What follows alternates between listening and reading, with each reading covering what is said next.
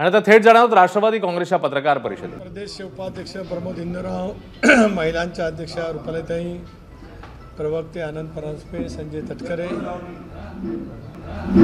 आपण सर्व माध्यमांचे प्रतिनिधी, बंधू भगिनी आणि सहकारी मित्रांनो, आपण फार साऱ्या मोठ्या संख्येने उपस्थित राहिला त्याच्याबद्दल आपलं सुरुवातीलाच मनापासून मी स्वागतही करतो आणि आभारी मानतो। राष्ट्रवादी काँग्रेस पक्षाचा वर्धापन दिन 2 दिवसापूर्वी साजरा झाला आणि त्याच वेळेला मी घोषित केलं होतं की राज्यव्यापी दौरा आम्ही ताबडतोब त्या ठिकाणी सुरू करणार आहोत। काल दिवसभरामध्ये राज्यातील सर्व महिला जिल्हाध्यक्ष आणि महाराष्ट्राच्या महिला पदाधिकारी यांची आम्ही एक प्रदीर्घ बैठक या ठिकाणी घेतली। त्यानंतर आम्ही पक्षाचे प्रवक्ते, सोशल मीडिया यांची भेट घेतली। प्रदीर्घ अशी चर्चा अल्पसंख्याक विभागाशी सुद्धा त्या ठिकाणी केली आणि एकंदरीत हे जे काय महत्त्वाचे घटक निवडणुकीच्या माध्यमातून असतात, या साऱ्यांच्या जवळ नुकत्याच पार पाडलेल्या लोकसभेच्या निवडणुकीच्या निमित्ताने त्या लोकसभा मतदारसंघामध्ये किंवा एकत्रित आलेले अनुभव हे सर्व त्या ठिकाणी जाणून घेण्याचा प्रयत्न केला। एक बाब निश्चितच अगोदरच केलेली होती की यावेळेला लोकसभेचं अधिवेशन आहे, सुरुवातीच्या कालावधीमध्ये लोकसभा सदस्य म्हणून जी काही शपथ घ्यावी लागेल तेवढा कालावधी सोडता उरलेल्या सर्व कालावधीमध्येच महाराष्ट्रामध्ये संघटनेची पुनर्बांधणी, विशेष करून ज्या मतदारसंघामध्ये आज विद्यमान सदस्य राष्ट्रवादी काँग्रेस पक्षाचे आहेत त्या मतदारसंघामध्ये संघटनेचा एक व्यापक दौरा हे सुरू करण्याच्या दृष्टिकोनातून एक सूतवाच पक्षाच्या परवा अधिवेशनाच्या वर्धापन दिनाच्या निमित्ताने त्या ठिकाणी केलं होतं आणि म्हणूनच 19, 20, 21 अशी 3 दिवस नगरपासून मी माझ्या राज्यव्यापी दौऱ्याची सुरुवात त्या ठिकाणी करतो आहे। काही पक्षप्रवेशसुद्धा त्या ठिकाणी आहेत वेगवेगळ्या राजकीय पक्षाचे आणि त्याचबरोबर ती नगर जिल्ह्यांतील आढावा त्या ठिकाणी घेत असतानाच नगर शहरामध्ये सुद्धा राष्ट्रवादी काँग्रेस पक्षाचे आमदार आहेत, कोपरगाव विधानसभा मतदारसंघामध्ये सुद्धा आहेत आणि आमचे डॉक्टर किरण लामटेसुद्धा विधानसभेमध्ये आमच्या पक्षाचं त्या ठिकाणी नेतृत्व करतात। लोकसभा मतदारसंघाचे सुद्धा 2 नगर जिल्ह्यामध्ये भाग आहेत, एक दक्षिण नगर आणि एक नगर शिर्डी लोकसभा मतदारसंघ। त्या संबंध लोकसभेच्या निवडणुकीमध्ये सुद्धा एकंदरीत आढावा त्या ठिकाणी प्रत्यक्षामध्ये जाऊन कार्यकर्त्यांची संवाद करणं, संघटनेची पुनर्बांधणी करत असतानाच एक व्यापक जनाधार पुन्हा एकदा निर्माण करण्याच्या दृष्टिकोनातून संबंध महाराष्ट्रामध्ये सुरुवात करणं असाच या दौऱ्याच्या पाठीमागचा निश्चितपणाने हेतू आहे। मी गेले 40 वर्षे सार्वजनिक जीवनामध्ये अनेक लोकसभेच्या निवडणुका जवळून पाहिल्या, केल्या, कार्यकर्त्या नात्याने गेल्या 3 लोकसभेच्या निवडणुका मी लढलो आहे, 5 वेळेला विधानसभेच्या निवडणुकीला सुद्धा सामोरं गेलो। त्यामुळे प्रत्येक निवडणूक एक वेगळं परिमाण घेऊन त्या ठिकाणी येत असते। 2014ची लोकसभेची निवडणूक असेल, त्याच्या आधी 2009ची असेल, 4ची असेल किंवा आता 19, 24ची असेल, प्रत्येक निवडणुकीची समीकरणं वेगळे राहतात आणि त्याच्यानंतर येणाऱ्या विधानसभेच्या निवडणुकीमध्ये सुद्धा वेगवेगळी समीकरणं त्या ठिकाणी राहतात। खरं आहे की यावेळेला महाराष्ट्रामध्ये आलेले जे काय कौल आपण पाहतो आहोत हे महायुतीला जे आम्हाला अपेक्षित यश अभिप्रेत होतं ते ठिकाणी मिळवू शकलं नाही, हे निर्वातपणाने सत्य त्या ठिकाणी आहे। आम्ही जनतेने दिलेला कौल हा पूर्णपणाने त्या ठिकाणी स्वीकारलेला आहे आणि हे स्वीकारत असतानासुद्धा नेमकं काय काय घडलेलं आहे ज्याचा उल्लेख वेगवेगळे राजकीय नेतेसुद्धा त्यांच्या या सगळ्या संबंधांमध्ये करत असतात। आणि फार मोठ्या प्रमाणावरती अल्पसंख्याक समाज असेल, मागासवर्गीय समाज असेल, आदिवासी समाज असेल, हा सगळा आमच्यापासून एकंदरीत निवडणुकीच्या माध्यमातून दूर गेलेला पाहायला मिळू शकला। खरं तर या सर्वच घटकांशी राष्ट्रवादी काँग्रेस पक्ष असेल, काही वेळेला शिवसेना असेल, काही वेळेला भारतीय जनता पक्ष असेल, काही लोकसभा मतदारसंघामध्ये सर्वजण केवळ मतदानासाठी नव्हे तर विचाराच्या माध्यमातून सुद्धा वेगवेगळ्या भागात राज्याच्या वेगवेगळ्या प्रादेशिक विभागामध्ये त्या पक्षाशी जोडले गेलेले होते। शेतकऱ्यांच्या मनामध्ये सुद्धा एक तऱ्हेच्या भावना त्या ठिकाणी होत्या। कांद्याचा प्रश्न असेल, सोयाबीनचा असेल, कापसाचा असेल, हे सारे काही प्रश्न एकाच वेळेला संबंध निर्माण झाले आणि या साऱ्याचा परिणाम लोकसभेच्या निवडणुकीमध्ये अपेक्षित असलेले यश त्या ठिकाणी मिळू शकलं नाही। पण याही गोष्टीची मला जाणीव आहे आणि गेल्या अनेक वर्षाचा अनुभवसुद्धा आहे की लोकसभेच्या निवडणुकीमध्ये अनेक वेळेला वेगवेगळं मतदान होत असतं आणि विधानसभेच्या निवडणुकीमध्ये जनता स्थानिक पातळीवरती सुद्धा त्याचा त्या ठिकाणी विचार करत असते. पण तरीसुद्धा या निवडणुकीच्या माध्यमातून जे काय अनुभवाला मिळालेले जे काही त्रुटी असतील किंवा जे काही शेतकऱ्यांचा प्रश्न असू शकेल, इतरही काय बाबी असतील, या साऱ्याचा सुद्धा आम्ही सखोलपणाने विचार त्या ठिकाणी करणार आहोत. परवा दिल्लीमध्ये ज्यावेळेला राज्याचे मुख्यमंत्री एकनाथराव शिंदे, उपमुख्यमंत्री देवेंद्रजी, उपमुख्यमंत्री अजितदादा, मी स्वतः प्रफुल्लभाई भुजबळ साहेब आम्ही बसलो होतो. सलग 2 दिवस आम्ही त्या ठिकाणी चर्चा केली. त्यामुळे एकंदरीत राज्यातल्या लोकसभेच्या निवडणुकीचं सूक्ष्मपणाने आम्ही अवलोकन त्या ठिकाणी केलं. त्याच्यातले बारकावेसुद्धा समजून घेतले. प्रत्येक प्रादेशिक विभागामध्ये सुद्धा घडलेल्या एकंदरीत लोकसभेच्या निवडणुकीचा आम्ही विचार त्या ठिकाणी केला आणि त्या दृष्टिकोनातून आगामी येणाऱ्या निवडणुकीच्या बाबतीमध्ये आम्ही अतिशय प्रखरपणाने त्या ठिकाणी काम करणार आहोत. निवडणुकीमध्ये यश कमी मिळालं त्याच्याबद्दल अजितदादांनीसुद्धा परवा पत्रकार परिषद घेतली. एक राष्ट्रीय अध्यक्ष म्हणून पराजयाची जबाबदारी त्यांनी त्या ठिकाणी स्वीकारली. आपण काही पाहतो की गेले 7-8 दिवस जाणीवपूर्वक राष्ट्रवादी काँग्रेस पक्षाच्या आमदारांच्या बाबतीमध्ये एक वेगळा संभ्रम निर्माण करण्याचा प्रयत्न केला जातो आहे. लोकसभेच्या निवडणुकीमध्ये एक नॅरेटिव्ह सेट झालं. काही ठिकाणी म्हटलं गेलं की सहानुभूती होती वगैरे वगैरे. ठीक आहे, असू शकते, पण ते एका निवडणुकीपुरता सीमित राहत असते. कारण माझाही दीर्घकाळाचा अनुभव आहे. 84ला आम्ही अनुभवलं. ज्यावेळेला इंदिराजींच्या हत्येची सहानुभूती होती त्यावेळेला लोकसभेला होती, विधानसभेला चित्र त्या ठिकाणी बदललं. 89ला लोकसभेचं चित्र बदललं, 90च्या विधानसभेला चित्र बदललं. पुन्हा 91ला राज्यामध्ये लोकसभेच्या निवडणुका आल्या, 95ला विधानसभेच्या निवडणुकीचं चित्र बदललं, 96ला परत लोकसभेच्या निवडणुकीमध्ये चित्र बदललं, 98ची लोकसभेची निवडणूक तर काँग्रेसने राज्यात युतीचं सरकार असतानासुद्धा मोठ्या प्रमाणावरती जागा त्यावेळेला मिळवल्या होत्या. त्याला रामदास आठवले, गवई साहेब, बाळासाहेब आंबेडकर ही सारी मंडळी सर्वसाधारण जागेवरून लोकसभेवरती त्यावेळेला निर्वाचित झाली होती. माझ्या सांगण्याचा मतीत अर्थ आहे की परवा ज्यावेळेला राष्ट्रवादी काँग्रेस पक्षाचं अधिवेशन झालं, वर्धापन दिन आम्ही साजरा केला. कार्यकर्त्यांच्या मनामध्ये उत्साह आहे, आत्मविश्वास आहे. निवडणुकीच्या अपयशाच्यामुळे कोण फार मोठा आत्मविश्वास काय गमावलेला नाही.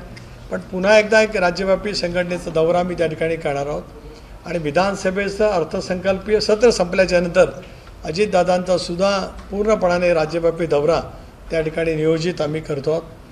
वेगवेगळ्या पक्षाच्या सेलशी काल एकंदरीत चर्चा केल्याच्यानंतर जे काय आज सोशल मीडियाच्या माध्यमातून प्रचार आणि प्रसार करण्याचा प्रयत्न केला जातो आहे त्या दृष्टिकोनातून सुद्धा आम्ही अधिक सतर्क आहोत. एक बाब प्रकर्षाने जाणवली की निवडणुकाचा मतदानाची तारीख जशी जशी जवळ येत गेली तसं अजितदादांना टार्गेट करण्याचा प्रयत्न, त्याच्याबद्दलची एक विशेष मोहीम जाणीवपूर्वक राबवण्याचा प्रयत्न केला गेला. यश आला असेल, मी नाकारत नाही, किंवा ती बाजू समजवण्यामध्ये आम्ही कदाचित कमी पडू शकलो असेल, ही काय नाकारता येत नाही. पण या साऱ्या काही गोष्टी लक्षामध्ये ठेवूनच आम्ही त्या ठिकाणी काम करतो आहोत. म्हणून निकालापासून आमदारांच्या वतीमध्ये सुद्धा बोललं जातं. परवाच्या दिवशी आमदारांची बैठक झाली, सगळे आमदार उपस्थित होते. डॉक्टर शेंगणे नव्हते कारण त्यांच्या सख्या चुलती वारल्या होत्या, त्यावेळी नव्हते, पण कारच्या वर्धापन दिनाच्या निमित्ताने होते. डॉक्टर बाबा आत्राम यांचं ऑपरेशन त्या ठिकाणी झालेलं होतं. सुनील अण्णा बनसोडसुद्धा येऊन गेलेले होते. पण केवळ मुद्दाम होऊनच काहीतरी एक नॅरेटिव्ह सेट करण्याचा प्रयत्न केला जातो आहे.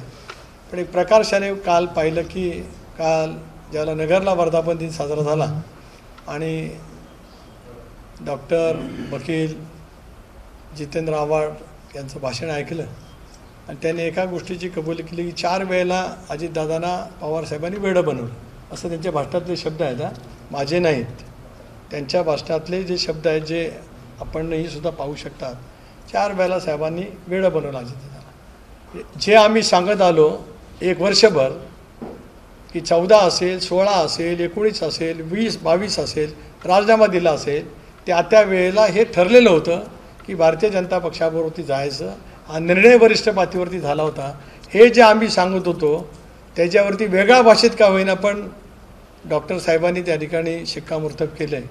त्यांचा मी आभारी आहे. कारण सत्य आज ना उद्या कधीतरी बाहेर येत असतं आणि बोलण्याच्या नादात माणसं कसं सत्य बोलतात त्याचं एक उत्तम पाहिजे उदाहरण म्हणजे परवाचं त्यांचं भाषण त्या ठिकाणी पाहायला मिळतं आहे.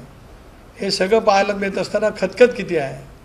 जयंत पाटील गेले 10 वर्ष पक्षाचे अध्यक्ष आहेत. 2018ला माझ्या राजीनाम्यानंतर त्यांची पक्षाचे अध्यक्ष म्हणून निवड झाली. जवळपास 6 वर्ष अध्यक्ष आहेत. त्यांना सांगावं लागलं व्यासपीठावरनं की 4 महिने मी फक्त आहे, 4 महिने तुम्ही थांबा, 4 महिने सोशल मीडियावरती काय बोलू नका, मी 4 महिन्यानंतर अध्यक्षपद त्या ठिकाणी सोडणार आहे आणि जे काही तक्रार करायचं असेल ती पवारसाहेबांच्याकडे करा. निवडणुकीच्या यशाच्या नंतर पक्षाच्या प्रदेशाध्यक्षांना या पद्धतीच्या भावना राष्ट्रीय नेतृत्वाच्या समोर बोलाव्या लागतात. याचा अर्थ नेमकं काय आहे याच्याबद्दल काय मला विश्लेषण करायचं काय काळजी नाही. म्हणून काचेच्या घरात राहणाऱ्यांनी दुसऱ्याच्या घरामध्ये दगडं टाकू नये एवढंच मला या ठिकाणी त्यांनी सांगायचं आहे. अनेक जण आमच्याही संपर्कात आहेत, नाही अशातला काय भाग नाही, परंतु 33 प्रचाराची धाटणी दर खेपायला उपयोगात येईल असं नव्हे. आता महाराष्ट्रामध्ये सहानुभूती जर काय तयार कोणाच्या वाटेमुळे होणार असेल तर 24 तास गेले 25 वर्ष अविरतपणाने राबणाऱ्या अजितदादांच्या वतीमध्येच सहानुभूती निश्चितपणाने तयार होईल. महायुती म्हणून आम्ही या निवडणुकीला सामोरं जाणार आहोत आणि पूर्णपणाने लोकसभेच्या निवडणुकीमध्ये जे काय वेगवेगळ्या कारणांच्यामुळे आम्ही जे काही कमी पडलेलो आहोत त्याची असलेली तूट पूर्णपणाने भरून काढण्याचं काम हे पुढच्या कालावधीमध्ये त्या ठिकाणी होणार आहे. आज आपल्यामार्फत राज्यातल्या जनतेच्या समोर पक्ष म्हणून आणि राष्ट्रवादी काँग्रेस पक्षाचा जो कार्यकर्ता झोकून देऊन काम करत असतो, दादांच्या प्रती त्याच्या निष्ठा आहेत, विश्वास आहे, आत्मविश्वास त्याच्या मनामध्ये आहे, त्या दृष्टिकोनातूनच आज आपल्या सर्वांच्या समोर हे मी या ठिकाणी मांडलेलं आहे. मला आजच्या पत्रकार परिषदेच्या निमित्ताने एवढंच सूचित करायचं होतं. आपल्याला काय विचारायचं असेल तर आपण विचारावं, असं विचारावं अशी विनंती करावी विनंती आहे. उद्या शेवटचा दिवस उमेदवारी अर्ज राष्ट्रवादी उमेदवार देणार किंवा महायुतीत काय ठरलंय? राष्ट्रवादी काँग्रेस पक्षाची ती जागा आहे, त्याच्यामुळे राष्ट्रवादी काँग्रेस पक्ष उद्या उमेदवार या संदर्भातला अधिकृत मी स्वतः घोषित करेन. पण चर्चा जी आहे की सुनेत्रा पवार यांना उमेदवारी उद्या सकाळी उमेदवार घोषित केला जाईल. दुसरा मुद्दा तुम्ही जे म्हणालात की आम्हाला आमच्याकडे संभ्रम निर्माण केला जातोय आणि अजित पवारांना टार्गेट केलं जातंय, तर कोणाकडे रोष आहे तुमचा? कारण की अजित पवार यांना टार्गेट का दिलं? सोशल मीडियावरती ज्या पद्धतीने केलं गेलं, महिलांच्या संदर्भामध्ये सुद्धा सोशल मीडियाच्या माध्यमातून ज्या पद्धतीने एक अश्लील पद्धतीची टीका टिप्पणी केली, आम्ही त्याचा सगळा शोध घेतो आहोत. जी काही तक्रार सायबर ब्रांचकडे करायची आहे ती पण आम्ही त्या ठिकाणी केलेली आहे. परत शेवटी आम्हाला कळतं ते आजही मी या बाबतीमध्ये ज्यांना समजायचं असेल त्यांना कळेल, पण आपल्यामार्फत एवढं समजतो की आम्ही या साऱ्या गोष्टीचा पूर्णपणाने अभ्यास केलेला आहे आणि आता आगामी येणाऱ्या निवडणुकीमध्ये या साऱ्या काही घडलेल्या घटना, सारं काय केलेलं कुटील डावपेच या साऱ्याच्या दृष्टिकोनातून आज आम्ही पुढच्या कालावधीमध्ये सतर्क होऊन काम करणार आहोत. सर, संघाचं वृत्तपत्र असलेल्या ऑर्गनायझरमधनं लेख लिहिण्यात आलाय, संघाचं वृत्तपत्र असलेल्या ऑर्गनायझरमधनं लेख लिहिण्यात आलाय, लिहिण्यात आलंय की अजितदादांनी भाजपसोबत घेऊन भाजपने स्वतःचं ब्रँड व्हॅल्यू कमी केलेलं आहे. नाही, मी ते वाचलेलं नाही. जरूर मी त्याचंही वाचन करेन, त्याचंही माहिती समजून घेईन. कारण आम्ही ज्या वेळेला दिल्लीमध्ये इंडियाच्या बैठकीला भेटलो, ज्या वेळेला त्याच्यानंतर सुद्धा अमितभाई असतील, राजनाथ सिंगजी असतील, नड्डाजी असतील यांच्या गाठीभेटी झाल्या, माननीय पंतप्रधान महोदयांच्या गाठीभेटी झाल्या, त्यानंतर राज्याचे उपमुख्यमंत्री देवेंद्रजींच्या समेत सुद्धा अनेक वेळा चर्चा झाली. कुठेही त्यांच्यापैकी कोणाहीकडून बोलण्यामध्ये असं कुठेही दुजाभाव त्या ठिकाणी आलेला नाही. त्यामुळे आपण जे म्हणतायत ते त्याचं वाचन मी नक्की करीन, त्याचं चिंतनही करीन, मंथनही करीन आणि मग बोलेन. राष्ट्रवादी काँग्रेस शरद पवारांमध्ये प्रदेशाध्यक्ष अल्पसंख्याकचा तुम्ही मुद्दा म्हणाला तर एक चर्चा जी आहे मुस्लिम आरक्षणाचा विषय पुढे निघतोय, तर मुस्लिम आरक्षणाच्या संदर्भात आपली अधिकृत भूमिका काय आहे? नाही, आम्ही सगळेजणच अल्पसंख्याक विभागाची काल माझी बैठक झाली. पुन्हा पुढच्या आठवड्यामध्ये माझा नगरचा दौरा सुरू होण्यापूर्वी आम्ही पुन्हा एकत्रितपणाने बसणार आहोत, सर्व काही समजून घेणार आहोत आणि मग आम्ही त्या संदर्भातली भूमिका स्पष्ट करू. नवी मुंबईला तुमचं एक अधिवेशन झालं होतं मायनॉरिटीचं, तर तिथे तुम्ही सांगितलं होतं की आम्ही we are definitely going in for religious and educational activity. नंतर तुम्हाला एका तासात तो विड्रॉ करायला लागला. एकच फक्त आहे, जे काँग्रेस एनसीपीचं सरकार असताना 5% मुस्लिमांना जे रिझर्वेशन दिलं होतं, education reservation has been appealed by the Bombay high court, पण ते काही इम्प्लिमेंट झालं नाही. तुमची पक्षाची भूमिका असेंब्लीच्या सेशनच्या आधी ही इम्प्लिमेंटेशन करायची आहे की नाही? पक्षाच्या कोअर ग्रुपची आणि पक्षाच्या अल्पसंख्याक विभागाची पक्षाच्या आमदारांची एक बैठक अधिवेशनाच्या पूर्वी त्या ठिकाणी घेतली जाईल आणि ज्या ज्या निवडणुकीच्या निमित्ताने अनुभवाला मिळालं याचा सारासार विचार करून आम्ही त्या संदर्भामध्ये नक्कीच त्या ठिकाणी बोलू. हे आम्ही या ठिकाणी बोलतो आहोत. परंतु महाविकास आघाडीतला एक महत्त्वाचा पक्ष आहे शिवसेना, त्यांची भूमिका काय एकदा जरा समजून घ्या. बीजेपीची सुद्धा ना नाही नाही, मी महाविकास आघाडी म्हटलं. महाविकास मी सांगेन ना, मी काय त्याच्याबद्दल काय हातचं राखून थोडी बोलणार आहे. मी जे आपल्याला जसं तुम्ही मला विचारलं तसं एकदा तिथेही समजू दे ना, कारण तिथे मोठ्या प्रमाणावरती मतदान खूप झालेलं असं ते जे काय दावा केला आणि ते सत्य आहे. वेगवेगळ्या लोकसभा मतदारसंघामधले जर का आपण पाहिलं एक 5 मतदारसंघामध्ये महायुतीला लीड आहे आणि एखाद्या मतदारसंघातलं इतकं मताधिक्य मिळालं आहे की त्या 5 विधानसभा मतदारसंघातलं मताधिक्य बाजूला सारून महाविकास आघाडीला यश आले. त्यामुळे ते निर्व्याज स्पष्ट आहे. आणि त्याच्यात मी माझ्या लोकसभा मतदारसंघात मी सुद्धा ते अनुभवलेलं आहे. माझ्या शिवधन विधानसभा मतदारसंघामध्ये सुद्धा मी अनुभवलेलं आहे. आणि त्याच्यामुळे या संदर्भामध्ये पक्ष म्हणून आम्ही एकत्रितपणाने बसू आणि एक ठामपणाची भूमिका नक्की त्या ठिकाणी मांडू. अल्पसंख्याक समाज दूर का केल्याचं तुम्ही काही आकलन केलं? कारण तुमच्याच मित्र पक्षाकडनं त्या समाजाकडे जो प्रचार झाला लोकसभा निवडणुकीमध्ये नाही, आम्ही सर्वच गोष्टीचं अवलोकन करतो आहोत. म्हणूनच कालची जी बैठक लगेच घेतली, कारण निकाल लागला 4 तारखेला, नंतर माझे 4-5 दिवस दिल्लीमध्ये गेले. पण मी मोकळा झाल्यावर काल पहिली बैठक घेतली आमच्या अल्पसंख्याक विभागाच्या सगळ्या पदाधिकाऱ्यांची आणि प्रमुख नेत्यांची. म्हणजे 20-25 प्रमुख नेते होते. जवळपास 2.5-3 तास मी चर्चा केली. कारण मलाही या संदर्भातला खूप अनुभव आहे. कारण माझ्या लोकसभा मतदारसंघामध्ये अल्पसंख्याक समाजाच्या मतदारांची संख्या लक्षणीय आहे. शिवधन विधानसभा मतदारसंघामध्ये लक्षणीय आहे. त्यामुळे त्यांना जेवढं त्याच्यातलं माहिती आहे तेवढी मलाही होती. पण आम्ही काल एक खूप याच्यावरती चर्चा केली. पुन्हा एकदा एक 7-8 दिवस ते सगळीकडे फिरतील आणि मग पुन्हा एकदा आम्ही त्या ठिकाणी बसणार आहोत. सर, राष्ट्रवादी काँग्रेसमध्ये शरदचंद्र पवार गटामध्ये प्रदेशाध्यक्ष पदावरून कुठेतरी शीतयुद्ध चालू आहे. कारण रोहित पवारांनी भाषणामध्ये जो उल्लेख केलेला आहे कुठेतरी योग्य वाटतो. पक्षाचा एक महत्त्वाचा कार्यक्रम असताना अशी टीका टिप्पणी करणं कुठेतरी योग्य आहे. हे शीतयुद्ध नाही, हे युद्ध आहे.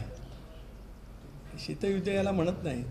पक्षाच्या व्यासपीठावरती जाहीरपणाने ज्यावेळेला भूमिका मांडली जाते आणि त्याला दीर्घकाळ पक्षाचं नेतृत्व केलेल्या जयंतरावांसारख्या एका वरिष्ठ राज्यांतील नेत्याला उत्तर द्यावं लागतं.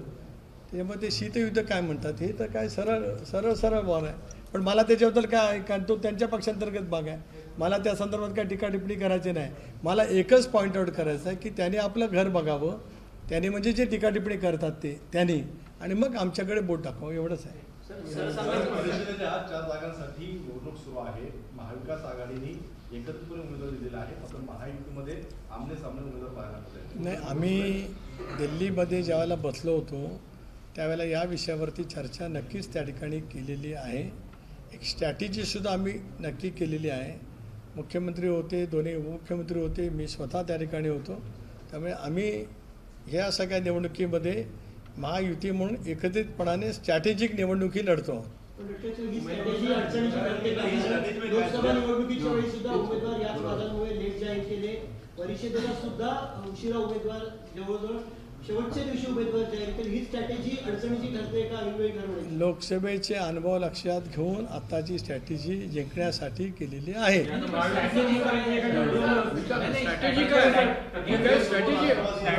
सगळ्यांनी लढायची ही स्ट्रॅटेजी आहे. मी सांगेन ना आपल्याला, सगळेजण ठिकाणी लढतो असं नाही. तुम्ही अर्ज मागवून घेतल्याच्या नंतर तुम्ही समजून घ्या, ही प्रेफरन्शियल वोटिंगची निवडणूक आहे. त्यामुळे जरा आम्हाला निकाल तर लागेपर्यंत वाट पहा. आम्ही अजिबातच काय ब्लँक आहोत असं मानू नका. मी ज्या एक मिनिट पंकज, आम्ही अजिबात ब्लँक आहोत का? माझी 40 वर्ष थरांची झालीत, मुख्यमंत्र्यांची झालीत, उपमुख्यमंत्र्यांची जुनी झालीत. So we are strategic people politically. We are mature. We know what to do. So why you worry? नाही ना, कुठे 4 जागा तर असू. आपण यादी बघाने मग बोला ना. आता काय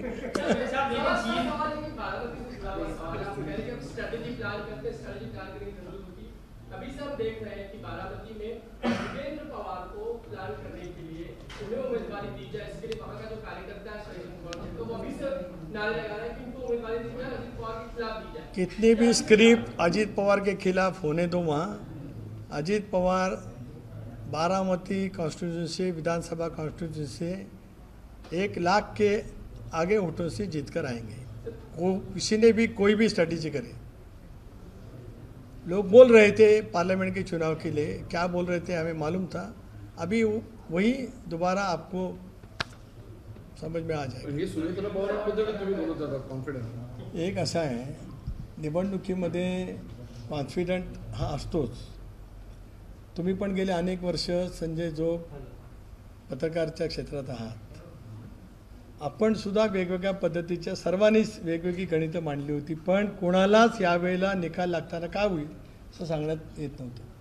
माझ्या लोकसभापुरतं सांगता येईल तर मी मतमोजणी केंद्रात जाईपर्यंत मला आपले अनेक काही मित्र सांगत होते की तुम्ही जाताय खरं, पण तुम्ही परतताना नाराज होऊन परतणार आहात असं सांगणारे 8 वाजता, मी 8 वाजता 7:45 त्या पेंडालमध्ये आज पोचलो. त्याच्या आधीच रस्त्यात मी गावावरनं सकाळी निघालो होतो 1.5 तासाच्या प्रवासात.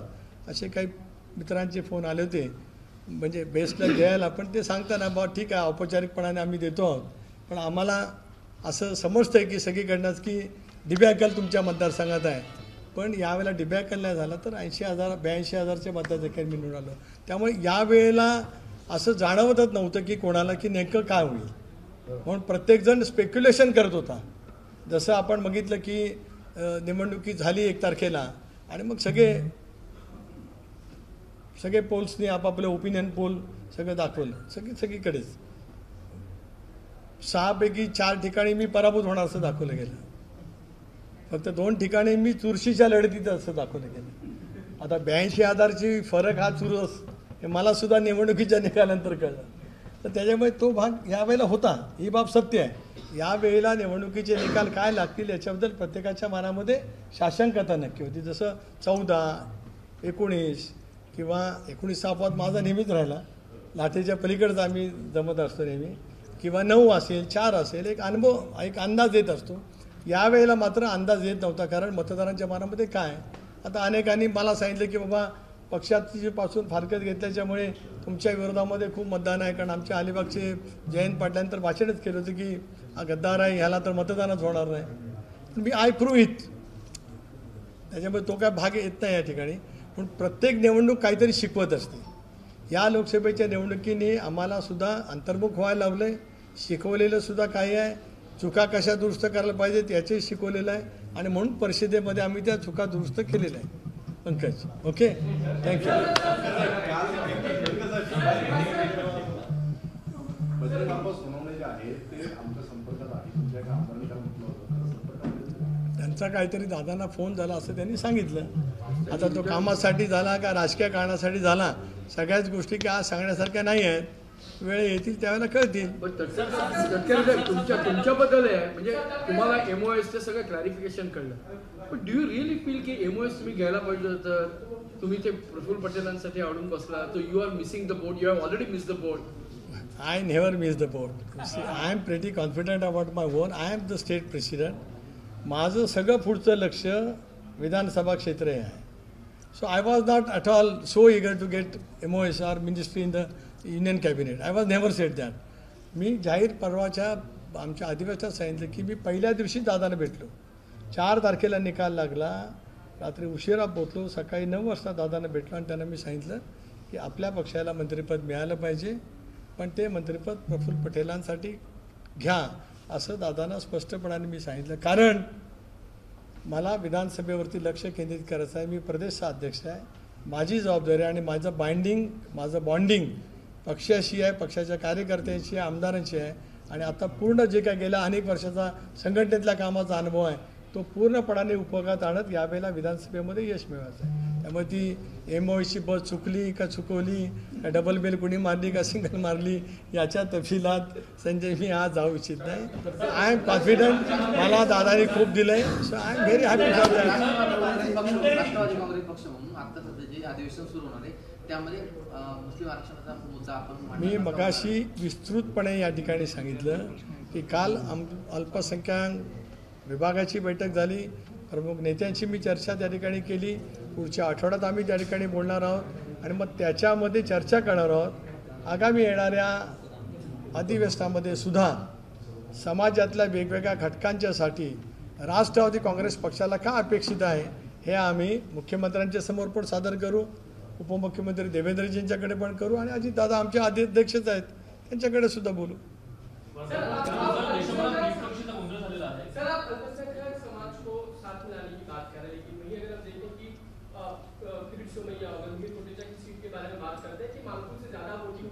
ये पूरा बांग्लादेशी परिसर था और इसलिए वो जो विरोधी उम्मीदवार है विजय संजय लीला पाटिल जीत गए। हर पार्टी को चुनाव के रिजल्ट के बारे में एनालिसिस करने का अधिकार है।